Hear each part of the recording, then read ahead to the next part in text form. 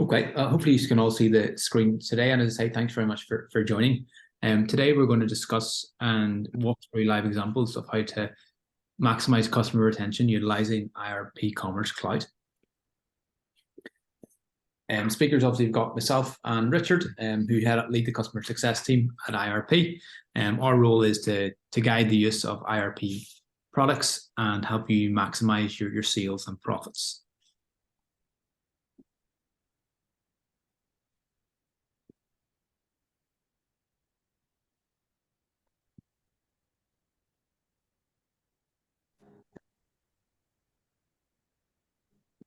Today we're going to be covering sort of 8 key areas. We'll be looking at average order value and customer lifetime value, understanding your repeat customer rate, looking at your mailing list and the data that you have stored in your IRP, customers, maximizing the use of IRP Marketing Cloud and how to use that first-party data that you have access to, looking at an email plan and what this should look like, and probably very timely as we come into Q4. And then move into 2024. We'll touch base on digital retargeting and then measuring results. So common slide that we show on each of our presentations here, and it's for the benefit of anybody maybe who hasn't joined before, is really the sales equation. Obviously the session today touches on retention, and probably the key lever there that would relate to retention would be average order value in terms of trying to drive that up. You see across the board, repeat customers do tend to spend more there. So you'll just see in the example that we've given on the screen there, with the same session numbers, conversion rate numbers, and then different average order value. So you can see in the top example there, an average order value of £96.52 generates 594k. If you increase that average order value by 20%, up to 115, that'll take you to a sales total of 713k. So just by increasing that average order value, by improving the retention rate and getting some of those customers back again who spend more money, and that will result in a higher sales figure for you for the year, and also improve profit, see gross profit.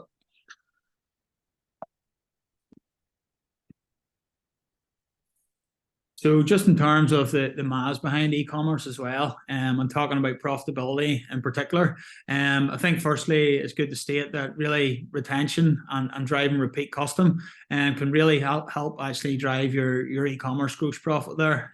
So really help you to control your sales against your costs. So if we're looking at the top there would be e-commerce sales minus cost of goods, and that's your gross profit. So that would apply to offline and online businesses. And then whenever we take that down a level and we talk about e-commerce gross profit, or EGP as it's referred to in the platform, that's your gross profit minus your traffic spend. So your traffic spend would include all your different marketing channels, i.e. your PPC, your Facebook page, your affiliates, and so on there. And then finally, whenever we go down a further level from that to get the net profit, that would be your e-commerce gross profit minus your overheads. And the overheads are really what you need to be keeping an eye on outside of your e-commerce operation, just to ensure you're on top of all that. We've left this slide in. Obviously, we've covered this off in the last 2 webinars. One was around our paid traffic, then the previous one was on organic traffic. Today, this is all about retention, but an important channel within retention is your email marketing. That is the customers that sign up to your mailing list, become customers. You then have the chance to retarget, market to them, and tell your story and why they should continue to shop and buy more products from your online store.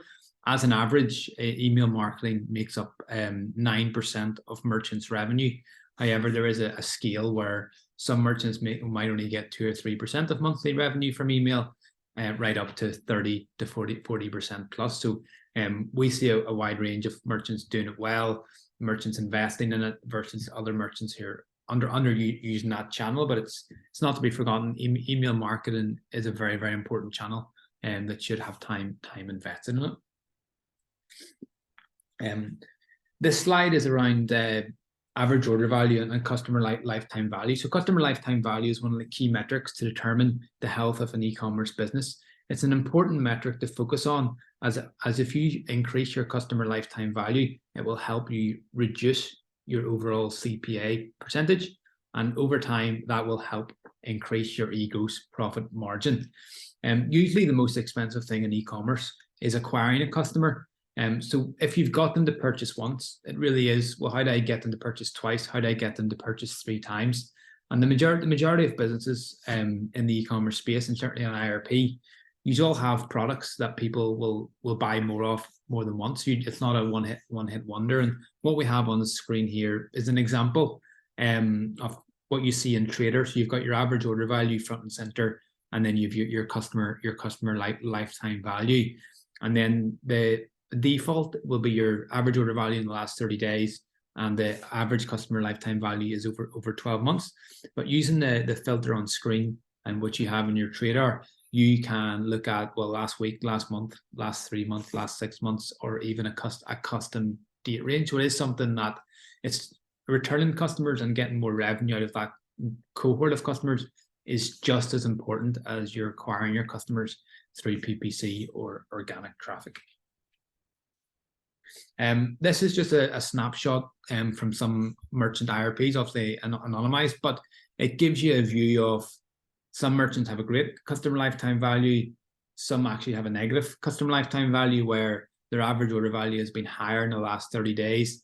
But if you look at a 12-month period, it's actually lower. So in those instances, and the one in the top right, where basically the average order value and the customer lifetime value are basically the same, that would indicate that a customer has been acquired and they haven't purchased again in 12 months. And I say through this, we're obviously kind of bringing this to your forefront, but we have a worksheet and things like that afterwards where you'll want to go through with your account manager and complete the exercise looking at your own data as well. So just in terms of tracking performance here in relation to repeat customers, there can be a separate project actually that you can organize with your account manager just in trying to actually drive up the repeat customer rate. You'll see there on the right hand side of the screen the trader view. So if you're in the positions tab and you scroll just to the bottom of positions, you will be able to see a repeat customer graph there, and that'll give you an idea of the trend in terms of your number of repeat customers or your percentage.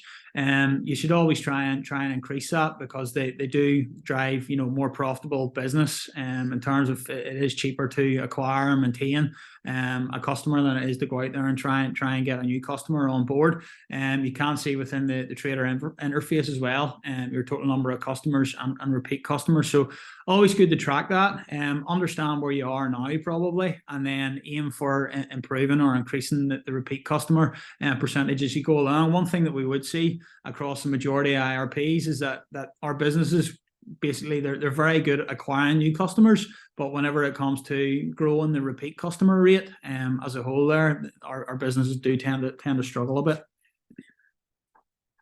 So moving on down from that, this screenshot just leverages the power of your mailing list, or displays the power of your mailing list. This screen can be accessed from within the channel summary screen within Trader. You'll see here for this particular merchant who are doing emails quite well, there's a contribution there of 29.82% for the previous month. So just in obtaining a large amount of revenue actually from the channel there, this is really helping this merchant to obtain the overall CPA against the target there for the month, and therefore helping them to increase their gross profit at the end of the month. And then on down from just the mailing list, then you can view your subscribers from within the customer section in your admin, so you can see how many people are on your mailing list and how many are subscribed. It's important to get as many people to subscribe as possible when they land on the site, whether that's through a pop-up or on-site messaging, or encouraging them to check up through the checkout. You should keep an eye on your number of subscribers monthly and should always be pushing to increase the number. You can try things like incentivizing your customers with mailing list sign up using a one-time voucher code, or you could even introduce a flash prize there for your sign-ups there around your newsletter. So you'd have messaging in there around maybe a monthly draw for a popular product that you're selling on site. But that would be one way that you could actually incentivize your customers just to sign up or try and avail of your email marketing. And then finally here we've got a couple of examples just of existing clients and merchants who use the mailing list pop up or the area at the bottom of in the footer, essentially to point customers towards signing up. You can also use interventions there as a method for that. And then some will even use the top banner where you would have your USP messages. If you've a 5% or 10% incentive there on sign up, some will actually include that messaging within the USP banners and then have clickable links through to your actual sign up page. So that would be another way that merchants would be utilizing that. And once you've worked out your plan, and it really, today's session it's really to give you ideas, get the brain thinking, and you'll take a number of items away from this session and work with your account manager. But again, your imagery, your copy, the first thing is you have to give someone a real reason why they would want to join your email list, and also let them know what they're going to start receiving from yourself. And then directly in the IRP customer data platform, you have full visibility of your total number of customers. And this layers over your mailing list. So you have a breakdown of the number of customers subscribed to your mailing list. And again, every business is different, but again, it's about keeping track of that and trying to improve. A lot of your customers might just purchase once and they mightn't sign up, but it's kind of, you need to have a strategy in place to, well, how do we get more people? It's merchant specific. 26% are signed to their mailing list. Their target to get it is to 30% and then 35%. And it is all around that story and the narrative of why someone should join. And again, it's about document where you are today and improving on that. Through this presentation, there'll be a few screens that we relate to and discuss that may be reports that need to be set up on your admin, but your account manager will have full access to those reports. So I say we would encourage you to work with them to build out your own version of this, and we have a specific worksheet. But these numbers kind of just tie actually back into the mailing list subscribers. So the website has a total customer of 37,000. Repeat customers is 10,109, and non-repeat customers is 23,968. So again, it shows you like the power of acquiring all these customers, but in a way, if they don't purchase again, there's a lot of lost revenue left on the table. So again, you need to be asking questions. Well, what can we be doing to get them to purchase again, and making sure that your business is top of mind whenever they come to buy your product again? Because again, your product, you're not going to be buying every week or every month, but it might be 3, 6, 9 months. It could be seasonality, back to school, a new outfit for a wedding, whatever that may be. You want to tie that in with your customer personas and then have a buyer journey map. This again is another sort of custom report looking back at the data over 12 months that you can have access to in your admin. But this specific merchant, about 30% of their customers are repeat customers. But this kind of highlights that they have customers in the last 12 months who have purchased 30, 40, 50, 60, 70 times. So they're constantly looking at, well, how do we take someone who buys once, obviously they've had a product at a good price or they have a good delivery offer on, and then mapping out, well, if they purchase once, surely we can get them to purchase twice. And then, well, if they purchase twice, we get them to 3 times. But it does show you a high percentage of this merchant's revenue is made up by their repeat customers. So again, once you've got that customer and won them, it's about how do you keep them for life. So what we're looking at on screen now then is basically a breakdown of customers who have purchased a number of times there. So you'll see for this particular merchant, over the last 12 months, over 70% of customers have only purchased once. This equates to over 8,000 customers who have purchased once but not again.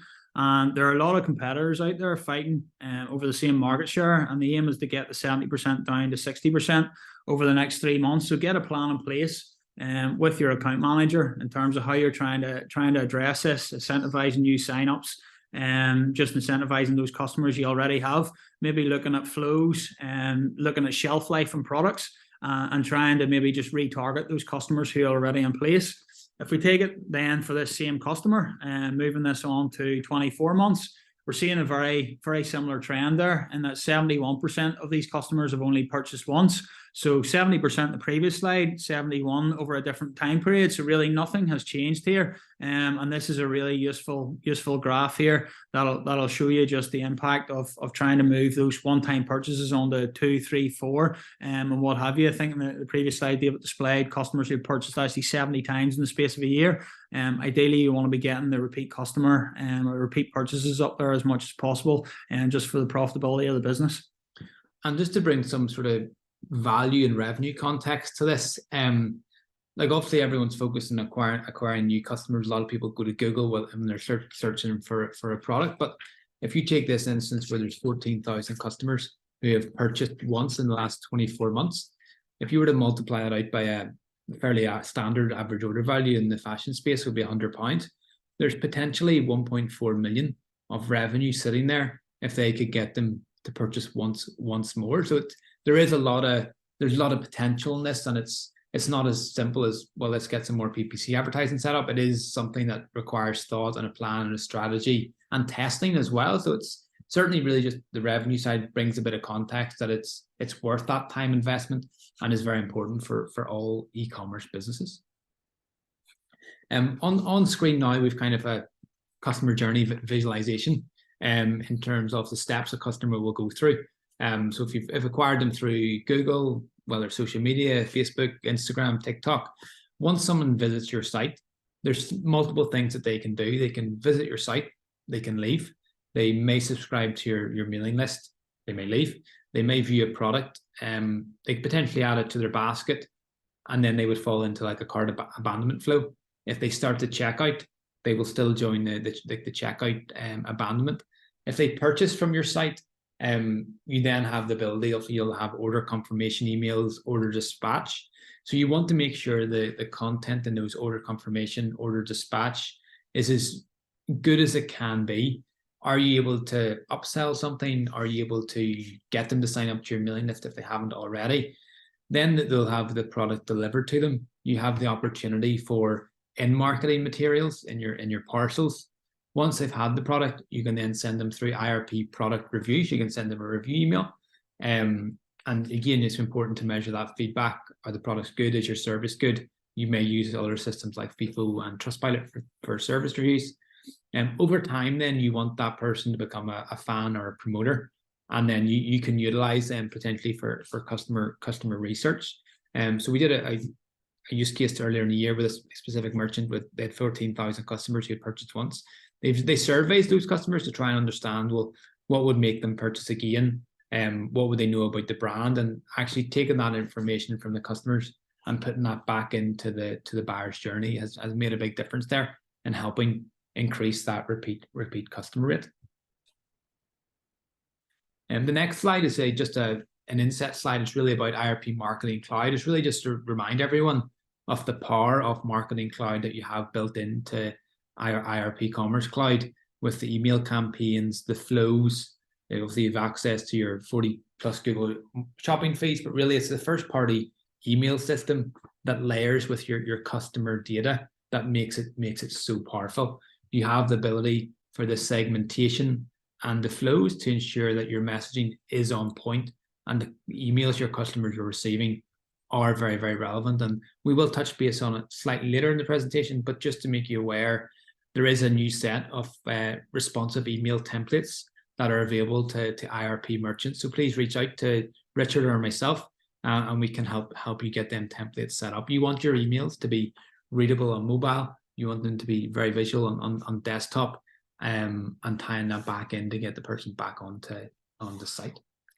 So just get into the Marketing Cloud in a bit more detail. I know a number of merchants will be using the events there, but just to give everyone an idea on the call of the different events that are in place there. We've got orders placed, so we can send send retargeting emails based on orders that have been placed in the past, orders that have been completed, drop baskets, mailing list subscriptions, product views, and special occasions. So automations are in place there.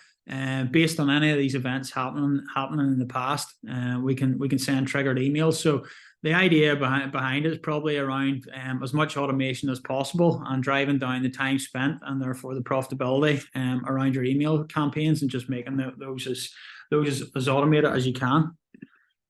If we move on then just from events, some of the different flows that are available to you within Marketing Cloud there. So you can set up a flow based on orders placed. So you can send an email just to let customers know that the order is being packed by the picking and packing team or the dispatch team. Order complete. So you'll have automated emails going out there whenever the order's been dispatched and delivery details there as well. You can send a series of triggered off order complete emails about your company. So you can send the welcome series emails, which are quite useful there. Particularly in like sign up or understand about the business. You can drop generic voucher codes in there if you like to incentivize customers around that welcome series. You can email 7 days after orders complete. So you can set triggers there with time frames and delays. And that allows you to automate the sending of those emails. Product review emails sit within your system's email. So one of the benefits here, some of the third-party software you would use, just thinking of Trustpilot there, I think there's a fee involved with any of those third parties and actually sending product reviews. There are product reviews emails available within IRP in the system email section. So it's worth actually doing a bit of work around the design of those emails and obtaining reviews from customers, because at the end of the day, more reviews and products will lead to higher conversion rates as well. So that's functionality that's all inbuilt, and you'll see the different time periods there. So again, talking about shelf life of products and mapping out how this needs to look. Some of the merchants that we have on the platform there will probably have typically short shelf lives assigned with the products they're selling. Others are maybe products that you typically buy maybe once a year or once every 18 months. And you can define the shelf life against individual products or categories or brands, and then send out automated emails off the back of that through the flows. And then finally, there's the account creation emails there whenever a customer actually signs up to actually subscribe to your mailing list and follow your business through email. And then finally, we've got a few examples of the segments here, looking at the order numbers. So you can actually target customers based on the number of orders created there, build different templates, maybe drop different incentives, and try and bring customers back with messaging around maybe you're a loyal customer. If you've purchased over 3 times or 6 times, here's a discount code or something to that effect there, really to try and maximize the use of segments in the platform to try and drive as much revenue as possible from the email channel. And again, just before we jumped into the email plan, like it doesn't always have to be discount codes. There's obviously a lot of customers that purchase through your sites. They're not always in the market to buy, but by sending them a reminder of who you are as a business, why they almost bought from you in the first place, your USPs, those gentle nudges will just make sure that they're aware of you the next time that they're in market and ready to purchase. And that takes us nicely into the kind of email plan section. So having a marketing calendar is critical to ensure your full team and account manager is aware of upcoming events and trading events that are going to impact your business. Your email plan, the account management team have a number of templates. If you don't have one that they can have share with you. And as I say, it's obviously very timely with Q4 is a busy time for the majority of retailers. There's lots of events coming up with Halloween, Black Friday, Cyber Monday, and then you're into the run into Christmas, and then like the last posted dates before Christmas, and then you're into Boxing Day sales and January, etc. Before we start into full price products again. But so it's important that everyone is joined up and aligned of what is going on. The touch points then just in relation to your email plan that you'll want to map out and consider. And some of these will be set up, some you'll want to review, and some you'll be setting up from scratch. But linking into the email sort of journey that a customer comes on site, you'll be collecting emails when they sign up via the checkout, whether it's a pop-up or through the bottom navigation stroke footer. You want to have a welcome series. Really, the welcome series, yes, you may incentivize someone to sign up, but really it's about introducing your brand. If you're a premium brand or retailer, why should someone buy from you? And you have that opportunity to really educate and sell your business. You'll have your drop basket flow. You can do multi-step flows in IRP, and say not everyone's going to return to your site off the first email. It could be that second or third flow. You have browse abandonment emails. So if someone's on your site And if most websites have a 2%, roughly 2% conversion rate, there's 98% of people coming to your site. Obviously, a percentage of those will be signed up to your mailing list. The browse abandonment flow gives you the ability to kind of retarget and again sell your business of why they should be considering purchasing from yourselves.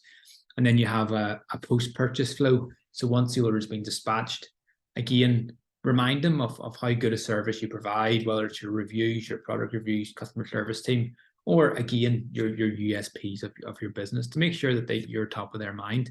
And then you'll want to begin sending out email campaigns, whether it's your product promotions, new products, collections, events in store or online, as well as your key trading periods. And I say we touched base on the email templates earlier, but with 60% of revenue coming from mobile devices, testing and making sure your emails are mobile optimized is super critical.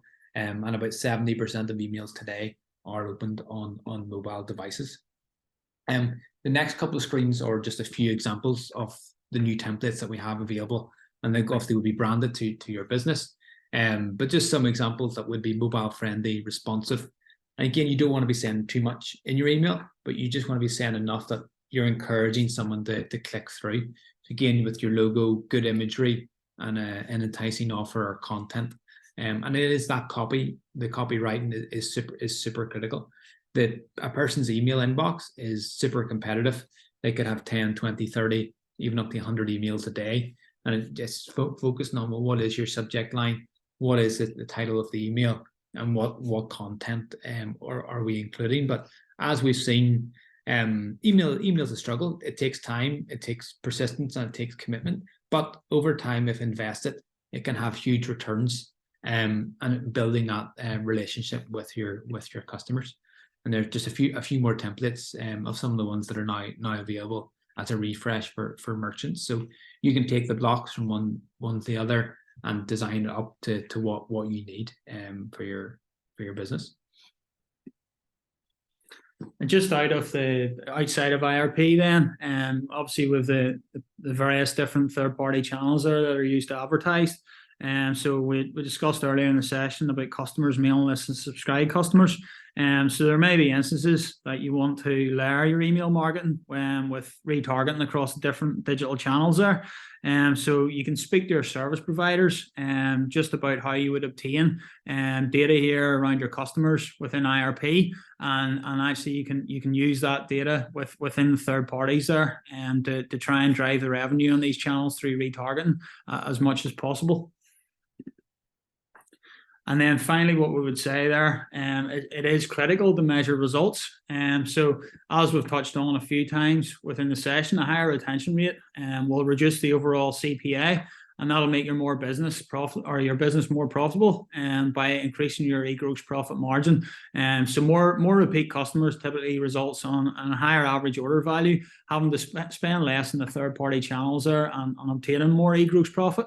You should work in 30-day sprints. So analyze where you are today, 30 days time, see where you are after you've made some changes, got together a bit of an action plan around what you need to do to try and really drive on and improve that customer lifetime value, and just constantly analyze, adjust, and trial and error is a big thing, just seeing what works, what doesn't work, and continue progressing from there. Take a snapshot of your year-to-date data today. You'll acquire a lot of new customers in November and December, so this is a really good time of the year actually, whenever you're going aggressively to try and obtain new customers. And then off the back of that, from the beginning of 2024, if you have a plan in place around how you'll acquire the repeat custom, just analyze that year on year. So look at last January versus January coming, and see how you're doing there with that plan and those actions in place. And then finally, look at implementing some of the points to improve your customer experience during the season, and measure customers acquired over the last 30 days. So again, just looking back on the more recent data there and seeing if you can get any immediate wins from the back of that. Perfect. So that is we're on our very last slide now. So it really is takeaway tasks. We have what we have ran through to create the slides. We've kind of created that in a Google Doc for you with questions where it will prompt you to go and get the data out of your IRP, create it in a document that we will share. use that with your account manager to help you build out your plan. The answer isn't simple. You'll need to have a number of conversations and brainstorming sessions with your internal team, with your account manager, but certainly work alongside them to build out a plan based on the data that is going to help you increase your retention rate. And really, as Richard touched on, test, measure, and improve. And it's just about moving that needle. The fact that you can market to those customers are super critical. But I just want to say a big thanks to everyone for taking the time to join today. We will share the presentation, we'll share the recording and the worksheet. But we've a bit of time for questions, and I'd just like to say good luck for the remainder of Q4. But happy to take any questions on what we covered today.